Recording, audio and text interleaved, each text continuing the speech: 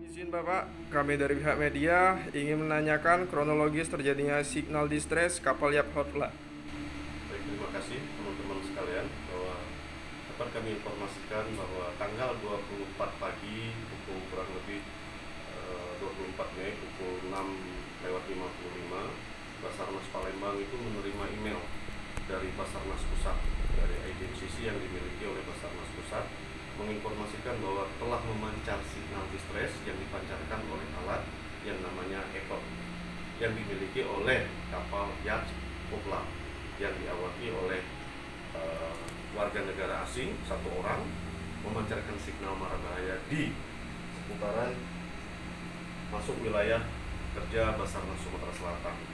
Maka tentu kita melakukan aksi, kita sudah berkoordinasi, dan unsur dari potensi SAR kita yang terdekat itu adalah Polsek Sungai Menang. Maka itu kita gali informasi tersebut dan didapatlah informasi memang menyatakan benar bahwa kapal Hotla tersebut di tanggal 22, jadi kronologisnya itu tanggal 24 memancarkan signal, namun pihak-pihak daripada saksi mata yang ada di lapangan itu sudah melihat kapal itu di tanggal 22, 23, dan 24 kapal itu sudah berada di posisi wilayah kerja Basarnas Lampung.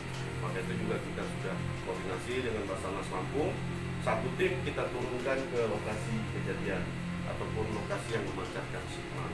Nah, didapatlah informasi bahwa tanggal 22 malam kapal tersebut sudah berada di daerah Sungai Sibur, Kecamatan Sungai Menang.